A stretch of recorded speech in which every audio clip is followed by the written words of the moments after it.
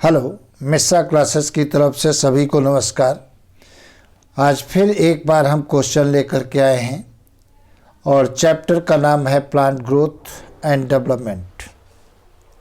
ये क्वेश्चन आपको बहुत ऊंचाइयों तक लेकर जाएंगे। इन क्वेश्चनों की बार बार करें प्रैक्टिस। अगर नहीं करते हो तो इसमें नुकसान आपका ही होगा। एक टीचर होने के नाते, एक बड़े होने के नाते हम केवल आपको एडवाइस ही कर सकते हैं। तो आज प्लांट ग्रोथ और डेवलपमेंट पर क्वेश्चन है। पहली बात, अगर तुमसे क्वेश्चन पूछ लिया जाए ग्रोथ का कर्व कैसा होता है, तो सिग्मॉइड होता है, एस के आकार का होता है। अगर क्वेश्चन पूछ लिया गया चार्ल्स डार्विन ने अपना एक्सपेरिमेंट किस पर किया था, तो चार्ल्स डार्विन और उनके जो पुत्र थे उन्होंने कैनरी ग्रास के ऊपर अपना एक्सपेरिमेंट किया था। अगला क्वेश्चन, अगर तुमसे पूछा गया कि बताइए ऑक्सिन हार्मोन को किसने आइसोलेट किया था, तो ऑक्सिन हार्मोन को FW वेंट ने आइसोलेट किया था। कहाँ से आइसोलेट किया था? Tip of coleoptile of oat. Tip of coleoptile of oat से आइसोलेट किया था। ये क्वेश्चन बहुत इम्पॉर्टेंट। अगर क्वेश्चन पूछा जाए 2,4-D, 2,4-D का पूरा नाम है 2,4-डाइक्लोरोफेनॉक्सी एसिटिक एसिड। ये एक सिंथेटिक ऑक्सिन है और वीडिसाइड है। खरपतवारों को ये नष्ट करता है। इस पर क्वेश्चन कई बार आ चुका है, ज़रूर तुम्हें याद रखना है।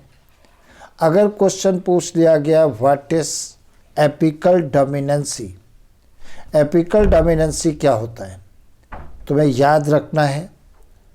अगर प्लांट पर एपिकल बड प्रेजेंट है, जो ब्रांच या स्टेम के टॉप पर पाई जाती है, उसे टर्मिनल बड या एपिकल बड कहते हैं। लीफ और स्टेम के बीच में एंगल में जो बड पाई जाती है उसे एक्सिलरी बड कहते हैं। तो जब तक एपिकल बड रहेगी तब तक एक्सिलरी बड की ग्रोथ नहीं होती है।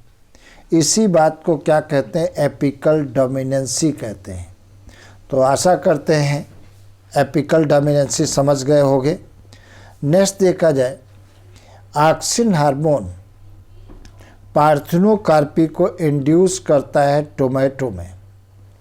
टोमेटो में पार्थेनोकार्पी को ऑक्सिन हार्मोन इंड्यूस करता है। प्रश्न आता है पार्थेनोकार्पी क्या होता है? जब बगैर पॉलिनेशन, बगैर फर्टिलाइजेशन के फ्रूट का फॉर्मेशन होता है तब उसे कहते हैं एपिकल, तब उसे पार्थेनोकार्पी कहते हैं। और एक होता है पार्थेनोजेनेसिस, जब without fertilisation of ova body का डेवलपमेंट होता है तब उसे पार्थेनोजेनेसिस कहते हैं। मतलब development of body without fertilisation of ova, तब उसे पार्थेनोजेनेसिस कहते हैं। पार्थेनोजेनेसिस जैसे तुम्हें मालूम है मेल हनी बी में होता है। तो पार्थेनोकार्पी में बगैर पॉलिनेशन, बगैर फर्टिलाइजेशन के फ्रूट का फॉर्मेशन किया जाता है, तब उसे पार्थेनोकार्पी कहते हैं। तो ऑक्सिन हार्मोन टोमेटो में पार्थेनोकार्पी को स्टिमुलेट करता है। अगर तुमसे पूछा गया जिब्रेलिन्स कहाँ से निकाला गया था, तो फंगस से। एक फंगस है जिब्रेला फ्यूजिकुराई, उससे जिब्रेलिन हार्मोन को निकाला गया था। अगर क्वेश्चन पूछ लिया गया साइटोकाइनिन क्या काम करता है, तो ये सेल डिवीजन को इनिशिएट करता है। इथाइलिन एक ऐसा हार्मोन है जो गैस के रूप में पाया जाता है। बाकी कोई भी हार्मोन गैस के रूप में नहीं पाए जाते हैं, केवल इथाइलिन को छोड़कर। और ये फलों को पकाने वाला हार्मोन है। कई बार क्वेश्चन आ चुका है फलों को पकाने वाला हार्मोन कौन सा है, तो आपका आंसर है इथाइलिन। अगर हम एब्सिसिक एसिड की बात करें, ABA की बात करें, तो ये क्या काम करता है? अगर जो हम प्लांट पर इसका छिड़काव कर देते हैं, स्प्रे कर देते हैं, तो प्लांट से फ्रूट्स टूटकर अलग हो जाते हैं, फ्लावर्स टूटकर अलग हो जाते हैं, लीफ टूटकर अलग हो जाते हैं, तब इसी को क्या कहते हैं? एब्सेशन कहते हैं। दूसरी बात, अगर जो हम फ्रूट्स वगैरह पर अगर जो हम इसका छिड़काव कर देते हैं, जैसे प्याज है या पोटैटो है, पोटैटो और प्याज क्या है? स्टेम है, तो अगर इसका छिड़काव कर देते हैं तो बर्ड्स का जर्मिनेशन रुक जाता है, और जब बर्ड्स का जर्मिनेशन रुक हो जाता है तब उसी को क्या कहते हैं? डॉर्मेंसी कहते हैं। तो ABA एब्सिसिक एसिड जो है ये एब्सेशन और डॉर्मेंसी को स्टिमुलेट करता है। दूसरी बात, अगर क्वेश्चन पूछ लिया गया एब्सिसिक एसिड बताइए किसके एंटागोनिस्टिक होता है, तो आपका आंसर है जिब्रेलिक एसिड के एंटागोनिस्टिक होता है। तो एब्सिसिक एसिड जिब्रेलिक एसिड के एंटागोनिस्टिक होता है। तो ये कुछ क्वेश्चंस हैं जिनको बार बार तुम्हें रिवाइज करना है, और इन क्वेश्चन को आप हल्के से न लें। आप नीट एग्जामिनेशन जब देने जाओगे तो ढेर सारे क्वेश्चन हमारे कराए हुए क्वेश्चनों से आपको मिलेंगे। अगर तुम चाहते हो कि मेरे नंबर 340 के ऊपर आए तो मिश्रा क्लासेस की तरफ से 15 जनवरी से बायो की ड्रॉपर क्लास स्टार्ट हो रही है, उस पे आप एडमिशन लीजिए और क्लास ज्वाइन करिए। जितना मैं बताऊंगा उतना करोगे तो निश्चित रूप से 340 के ऊपर तो आएंगे ही, और हो सकता है कि 360 आउट ऑफ 360 भी आ जाए।